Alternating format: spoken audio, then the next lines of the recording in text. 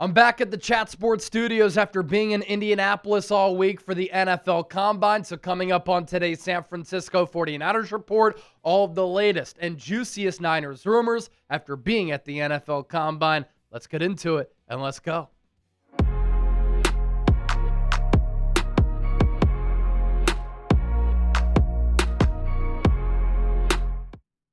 Let's begin with the latest on a Maxx Crosby trade. Are the 49ers in the running for one of the top pass rushers in the game, or will they look elsewhere to bulk up a pass rush, which was the worst in the NFL last year if you're just judging on sacks, in which the Niners finished 32nd among 32 teams in the National Football League? The latest from Albert Breer, who I saw making the rounds with all types of people in Indianapolis. He is a elite NFL insider, said this: "I'd lean toward a Maxx Crosby trade happening, and maybe this week, with teams like the Dallas Cowboys, Chicago Bears, Baltimore Ravens, Buffalo Bills, New England Patriots, Philadelphia Eagles, and Los Angeles Rams keeping tabs on his availability." What do you notice there, ladies and gentlemen? The Rams mentioned, not the 49ers mentioned. Isn't this crazy as well? I heard at the NFL Combine, the Seattle Seahawks could be looking to trade for Maxx Crosby to further fortify what was already an elite defense in 2025. Now, we know, and we've talked about this here on the show, that the 49ers in the past have shown interest in Maxx Crosby. Will they show interest in Maxx Crosby again?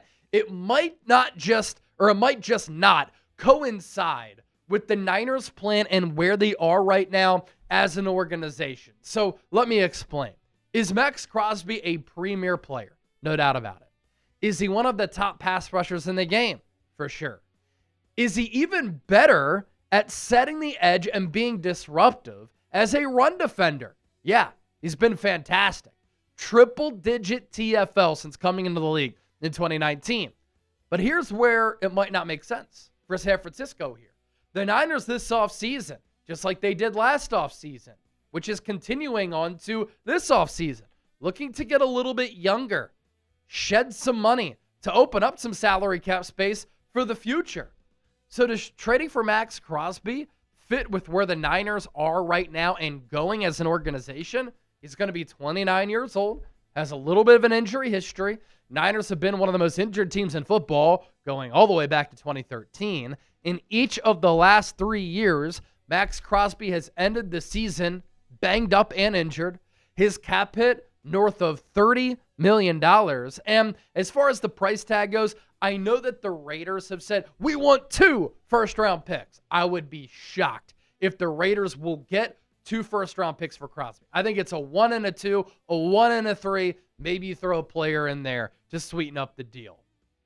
Before we continue on with today's video, here's what I'm looking to trade on Polymarket. For tonight's Warriors game, Polymarket is giving the Dubs a 48% chance to win against the Clippers. I think the value there is way too good given the Warriors are at home, and I don't think the Clippers are very good. For those reasons, I am taking the Warriors at 48% to win this game.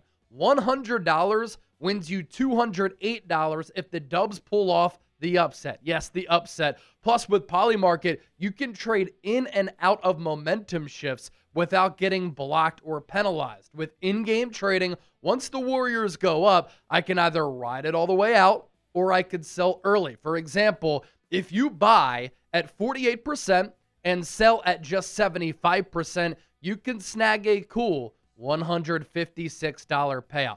I'm keeping an eye on a Warriors upset over the struggling Clippers. You can't do this with a traditional sports book. So get started today. Polymarket is legal in all 50 states. Download the app now to get to the top of the wait list. The only way to do that is by clicking my link in the description and comments. Rumor number 2 around the Niners. Looks like Jauan Jennings is going to get paid. This isn't a surprise to me, but I think Jauan Jennings is in the market for $15+ million, and I think he gets it, but I think he gets it with another team, and it's not going to be San Francisco. Those are the rumblings coming out of the NFL Combine, that teams looking to upgrade at wide receiver, looking for a really good wide receiver 2, elite wide receiver 3, could look at Jauan Jennings as that type of player, but a guy who could change the culture for a team that is trying to get back to or trying to just overall get to some winning ways. So as it stands right now, I don't think Jauan Jennings is coming back to the Niners. There are, of course, pluses of keeping Jauan Jennings. He defines the Niners' way. Toughness, loving football, great cultural fit, putting fear into the opposition. He knows the scheme for the Niners. He has a great rapport with Brock Purdy. Brock Purdy is elite at throwing with timing, touch, accuracy, and anticipation. Those beautiful layered throws, how often has number 15 been on the receiving end of those? He's also a clutch player who's a straight-up dog. And what Jauan Jennings gives you, what he gives any team, is an edge. The downside of keeping Jauan Jennings, though, he's going to be 29 years old once the 2026 season comes around. He is a slower, older player. If the Niners wanted to keep him, they might have to overpay. And does it make sense to give big money to a wide receiver 3? I don't think so. I think the Niners need to rebuild that wide receiver room, and they rebuild it without Jauan Jennings. And you rebuild it by kind of resetting financially by letting go of Brandon Aiyuk and letting Jauan Jennings walk. That's what makes sense for a young and blossoming team. Now, JJ has certainly become a very good player in this league.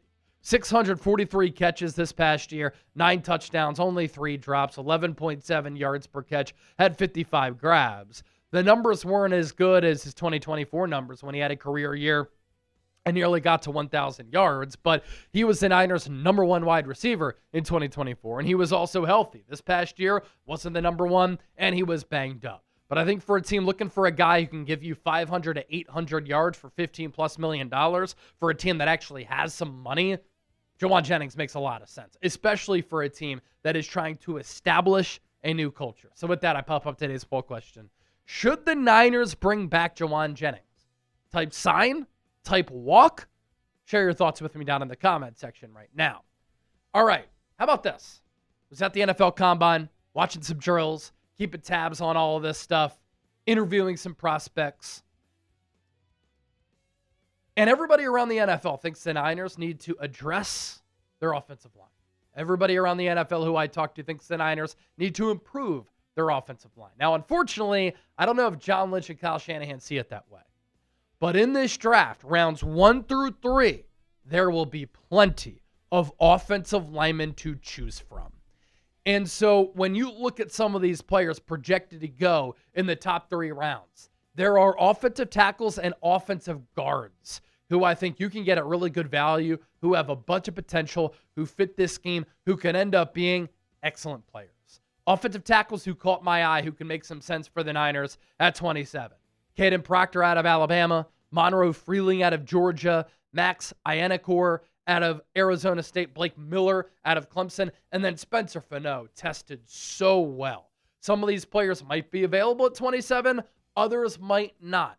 Other players might be available to the Niners in the second round, but in a year in which I think the Niners need to address the offensive line, they've got an opportunity to do that in the first 3 rounds. Will the Niners be sneaky players for some top free agents? Free agency getting underway on March 9th. And I know that the Niners are looked at as a team that might not make a huge splash, but how about this from Jeremy Fowler?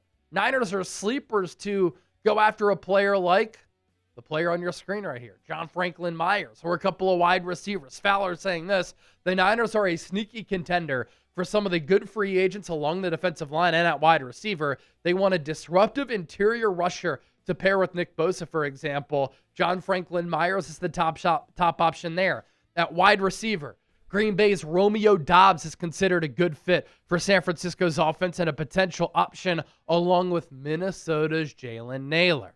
Now, John Franklin Myers is a player who can play defensive end. He could play a little bit of defensive tackle. And I think at defensive end and along the interior, that's where the Niners need to get better at getting after the quarterback. And that's been something they've prioritized as an organization under Lynch and Shanahan. And John Franklin Myers can do that positional versatility, but just a very disruptive player. 7 and 7.5 sacks in the last 2 years with more than 30 combined quarterback hits. Romeo Doubs is a player who I really like. I don't think he's going to break the bank, but as I've been talking about over the last couple of months, good route runner. He's fit in Matt LaFleur's system. He can do the same for Kyle Shanahan. He's an explosive player. He's really creative and dynamic with the ball in his hands after the catch. And he's got some good size and runs pretty well at 6'2", 200-plus pounds. Jalen Nailor is a player who I think his best football might be ahead of him, right? And this is a player who started to come on each of the last 2 years, and the Niners could look at him as a player where somewhat you can buy low and then get a player at a good rate financially who could end up being a pretty good bargain for you over the long haul. Last 2 seasons as a secondary or third option at that wide receiver spot, more than 800 combined yards, but he's found the end zone 10 times, and he's been a pretty sure-handed player as well with some insecurity at the quarterback spot. So long, Brandon Aiyuk? Yeah, looks as such. I don't think the Niners are going to be able to trade him because I don't think that he will get back anything via a trade because he's coming off that injury, which was gruesome. Does he still want to play football? The team that is acquiring him also doesn't know, does he want to play football any longer? Now, Adam Schefter said this just after the NFL Combine. He'll be released on the first day of the league year, I think. That would be March 9th. And John Lynch pretty much said that same thing last Tuesday when we talked to him. Yeah, I think nothing will happen until the new league year starts, and then when it happens, kind of semantics. But that's when something, could happen there. And again, for an acquiring team, if they were to trade for Brandon Aiyuk, they're getting a player who's coming off a torn ACL, MCL, meniscus, did not play all of 2025. Plus, they would have to take on that contract. Why would they make that move when they know that the Niners could release Brandon Aiyuk and then they could sign him to a contract that is a fraction of that rate? Don't forget to give me a follow on social media. Hope you all enjoyed the Combine coverage. Now it's time for free agency content and coverage next week, followed by the NFL Draft. I'm on X, Instagram, and TikTok at Chase_Senior and Facebook, Chase Senior Chat Sports.